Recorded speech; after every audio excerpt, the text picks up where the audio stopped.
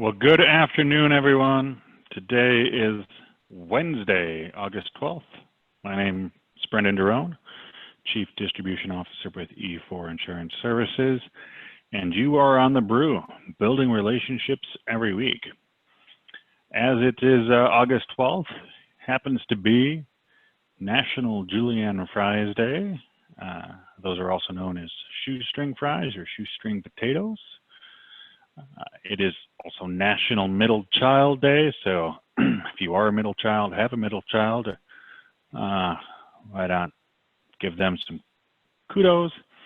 And it is National Vinyl Record Day. Vinyl records have made quite the comeback in the last, let's call it, decade, and something that was gone is now trendy again, so I don't know. That is what it is. Today is, we have Matt Fitzpatrick from John Hancock, and happy to have on Matt. Matt, I will hand over the reins to you. Great, thanks, Brennan. All right, well, good afternoon, everyone. So what I thought I would run through today is just a couple ideas in sort of a quick hit format, I guess I'd say. And the first one that I wanted to hit on is how we can use permanent cash value insurance to backstop against many of the risks that people face as they enter retirement, in particular, sequence of return risk. So as we all know, there's tons of factors that can play a role in depleting a client's retirement accounts, right? These include things like having a substantial health event, especially one that could require long-term care services, living beyond their assumed life expectancy and essentially outliving their retirement savings, which is probably the #1 fear on most clients' minds. And then also facing higher than expected inflation or tax liabilities is a big one, taking distributions that exceed expected withdrawal needs, or what we call withdrawal rate risk. And then finally, the one that I'll kind of focus on today, which is sequence of return risk, okay? Now, let's talk about what we actually mean when we say sequence of return risk. So in this example, we have Mr. Smith and Mrs. Jones. We're going to assume that they both retire at age 65 with a $2 million retirement account balance and will each plan to withdraw $100,000 a year each year in retirement. However, Mr. Smith retires in 1969 while Mrs. Jones retires 2 years later in 71. And although they are going to experience a very similar rate of return over the 30-year period that we're looking at here, and you can see that down at the bottom with the 30-year average market returns, Mr. Smith's account is actually going to be exhausted by age 86 due to the sequence of returns that he experiences, particularly that large negative return in his first year of retirement, that negative 15.19. Now, let's compare that to Miss Jones, who actually had a slightly lower 30-year average market return, but finds herself with a much healthier account balance by age 86 and beyond. So unfortunately, we know that markets are not always predictable and that clients can't really know for sure whether they will be exposed to this risk or not. But we can help our clients understand the potential risks that they might face in retirement and also have an opportunity to discuss some planning solutions that can help mitigate or maybe even hedge against some of these risks. Now, with that in mind, let's think about the advantages that a cash value life insurance policy can offer to your clients, okay? Not only does the insurance policy provide immediate financial protection for the client's family in the form of that income tax-free death benefit, but it also allows the client to access the policy's cash value, also income tax-free. So we also have the cash value, in addition to the tax-free nature of it, that can potentially provide a separate source of income to draw from that can reduce or maybe even eliminate having to take distributions from the taxable accounts when it might not make sense to do so, like in the years we just saw where there were negative returns from Mr. Smith in the prior example. So with that being said, let's go back to Mr. Smith to see if his outcome could have been different if he was able to avoid taking withdrawals in the years when there were negative returns. And we're going to do that here in this assumption except for the first year. And we're going to call this scenario 2.0, the new and improved. So while the average rate of return over the 30 years didn't really change, and neither did the market performance, Mr. Smith is able to avoid exhausting his account while at the same time improving that overall longevity of the retirement account. And so obviously this is going to be a better outcome, and it may not be realistic to avoid taking withdrawals from this account unless he had some other source of income to do so that he could actually withdraw from when needed. And so with that in mind, let's take a look, just at how this policy can be designed to provide this separate bucket of money as well as offer protection against some of the other retirement risks that we mentioned before. So here we have a male, age 50. His health is going to get him a preferred non-smoker offer. And typically with this type of solution, it's going to work well with clients who are at least 5 to 10 years out from retirement and have the resources to set aside additional money for their retirement needs. And in this case, the client would be contributing about $22,000 over a 10-year period towards, in this example, a protection index universal life policy that's also going to include a long-term care rider. And for the purposes of showing the potential to use this policy as a backstop against, those common retirement risks that we talked about, including especially sequence of return risk, we've illustrated here tax-free distributions of $60,000 at ages 69, 70, 73, 74, 77, 80, and 86. And these also happen to mirror the years of the negative returns that Mr. Smith had in the previous example that we looked at, okay? So besides the immediate death benefit protection for the client's family and the ability through the long-term care feature to get as much as $14,000 a month from the policy should the client become chronically ill, need long-term care services, just thinking about this as an investment, this policy cost in total $224,000 in premiums, but it offered the potential for over $400,000 in tax-free distributions and a residual death benefit for his family. And on top of this, by taking distributions from the policy in certain years rather than from his taxable accounts, he could potentially bolster or increase the longevity of those accounts despite some of the sequence of return exposure. And so I also just kind of want to address maybe, a thought that I would have or a question that I know I would have if I was hearing this, which is, why would I put money into an insurance policy to provide this separate source of funds? Why wouldn't I just save more either in or out of the retirement account and diversify? And what I think I'd say to that is that, I personally look at everything as a spectrum, right? So you definitely want some buffer in your retirement savings to absorb these risks, like how long you end up living or sequence of returns. But also, I think there's probably a point at which you could maybe be too conservative, right? And so when you think about what you want your money earmarked for, there's probably some of this, if you fall into this client profile that can do this, that would like to leave a little to heirs or beneficiaries, right? And so then I think the question becomes, what if you have the opposite problem? What if not only don't you experience bad sequence of returns, but you also don't live as long as you expected, right? I mean, life expectancy is really just a 50-50, right? Half the people are going to pass away before that age, half are going to pass away after. So then I think the question would become, would you rather be holding more money in retirement accounts, or would you rather be holding more money in something like an insurance policy that's going to pass on to heirs much more efficiently from a tax perspective? So in my opinion, it's important to think about the flexibility and transitional nature of what type of assets you have, and think about if the asset that money takes the form of is addressing the primary goal that you have for that money. And so I think given the current, market conditions we're facing, all the uncertainties we're facing, I do think now more than ever is the time to have these discussions about flexible planning. And I just wanted to highlight that we have tons of resources available for you guys.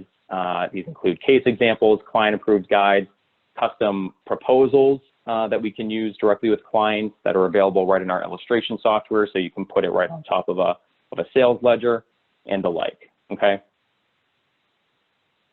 So now on to our next idea. So I'm going to shift away from personal planning and I'm going to jump into the business planning space. So the cross-endorsement buy-sell solution, in a lot of ways, helps address a bunch of the concerns that come up under some of the more traditional funding mechanisms for buyouts within a business, right? For example, funding a cross-purchase agreement with life insurance can be difficult if there's going to be 2 or 3 owners or more than 2 or 3 owners due to the number of policies that have to get purchased with that. And then also if there's going to be a large difference in the ages or the health of the owners. But on the flip side, if you wanted to address those, the entity purchase arrangement for buy-sell planning where the business as an entity is the policy owner and the purchaser of the ownership share, which typically is only going to require one policy per business owner, that may not really provide the all-important step up in basis that people look for here, right, for the surviving owners. Or it may not actually be practical if the surviving owners are going to look for something other than a pro rata increase amongst all the owners from the buyout. There also could be the issue of unwinding the policies if the insured just simply retires or leaves the business and wants to actually take ownership over that policy for themselves. So with that in mind, I just want to take a quick look at an example of what this cross-endorsement plan looks like and how it might address some of these concerns. So assume that we have this business owner A and B. They're 50% owners of a business together. Their business is going to currently be worth $2 million, but they expect that that value is going to grow over the next 10 years. The current buy-sell requires that the surviving owner purchase 50% interest from the deceased owner in that situation. So rather than purchase insurance on each other, they decide to use this cross-endorsement arrangement where they're each going to purchase life insurance policy on their own life and then rent some or all of that death benefit to the other via an endorsement that's going to be recorded with the insurance carrier. So the cost of renting the death benefit to a co-owner is going to be determined using pretty much the same economic benefit rates that we use sometimes with split dollar arrangements, and that's often going to be the one-year term cost every year. So here in this example, let's assume that each purchases a $2 million insurance policy on their own life, and then they endorse $1 million of the death benefit to the other, and that's each going to represent 50% of the current business value. So each year, business owner A is going to pay B a rental charge for the $1 million of death benefit endorsed to him or her based on that economic benefit rate that's going to correlate to the client's age, right? So in this example, A would owe B $1,770 based on the fact that owner B is 60 years old. And then alternatively, owner B, who's also going to rent $1 million of death benefit from A, would only owe $550 because A is younger, right? A is only 45 years old. Now, let's assume that the business owner B dies just a few years into this arrangement. So based on the endorsement that was filed, $1 million of the $2 million would be paid directly to the business owner, A, and then an income tax free, I might add, and then would be used by A to purchase B's 50% interest in the business, and then that remaining $1 million of death benefit that wasn't endorsed would be paid to owner B's designated beneficiary. So most likely a surviving spouse, child, et cetera, right? Another alternative, let's assume that B doesn't pass away, but actually just retired from the company and no longer is sort of bound or under the buy-sell agreement. So in this case, B could simply remove the endorsement from his policy, and now all of the $2 million of the death benefit will be paid to owner B's designated beneficiaries, right? There's no transfer of policies required since owner B had owned this policy from the beginning. So this is going to have a number of benefits for the business. This is going to include having the ability to fund a cross-purchase obligation with only one policy for each owner if there are multiple owners in the business. So you have 4 owners in a business. Each business owner can purchase their own policy and just endorse that requisite amount of the death benefit to fulfill their part of the buy-sell obligation to the other 3 owners, right? Either as a fixed amount or as a percentage. On top of that, this can provide a ton of flexibility since that endorsement that's recorded with the carrier on the policy, that can be updated as the business value increases or decreases. It can be updated as new owners come into the business, as new owners, or excuse me, as like owners leave the business. And so the business owners are also going to have the opportunity to really just customize this policy based on their own needs. One owner might want a policy designed for cash value accumulation to help provide supplemental retirement income. Well, another might really be more focused on wealth transfer planning and wants more of a death benefit protection, maybe with some long-term care on there, right? So the key is that this arrangement allows the business owners to combine any type of planning needs that they want, right? With the key, similar to the backstop conversation, the key being flexibility, okay? They can combine business, retirement, and estate planning needs all into one. So just something to think about as you're kind of talking about some of these plans. That is what I had for you today. I think I'm pretty much up on my time, and I'll hand it back to you. Happy to take any questions. Thanks, Matt. You hit time pretty much on the head there, so good job with 2 concepts. I do have a question on this. So when looking at underwriting one of these cases, are we then limited to personal capacity versus business capacity because of the ownership structure? That's a good question. I think I could double check on this with one of our underwriters, but I do think, we would still take into consideration that, because the endorsement is being filed with us. So I think we would take into consideration what that need is on that perspective too.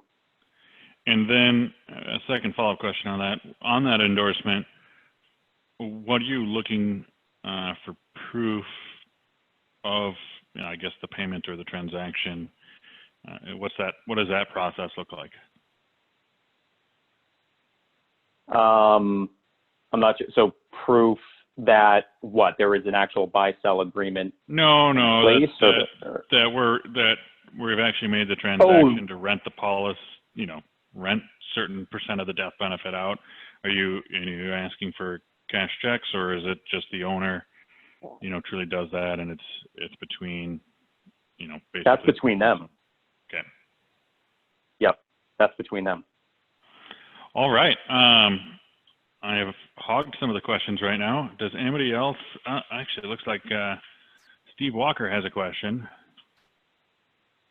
Does the endorsement figure out the rent for each year for the other party sharing the death benefit, or does that policy owner and his tax advisor figure that out? I'm assuming that you would use your ART costs on a policy to figure that out, correct? Right. Yeah, I think you can use, what are they called, like the other table rates or PS something, but usually I think but usually what you'll find, and that there's that little note there on this slide at the bottom based on insurer's alternative term rate table. That's what we assumed in this example. And I think, pretty much we see that those 1-year renewable term rates are going to be more advantageous than what I believe the table rates have been. And so that's something, and that's something we can provide, right? We can provide you a table of our 1-year term rates. Because you have that, but not all carriers do. So this is something that works for you, but not necessarily every other carrier out there. Well, there you go. Guess you have to do it with Hancock. There you go. Any other questions from the field? Otherwise, we did have our drawing, and Tom W. Is the winner. And Tom, if you just want to respond to Daniel's chat to you to make sure we know which Tom W. we are. We think we do, but that would be beneficial. Otherwise, I hope everyone has a great rest of their week. Have some shoestring potatoes, listen to a record, and do something with a middle child. So with that, have a great rest of the week, everyone, and we'll chat next week.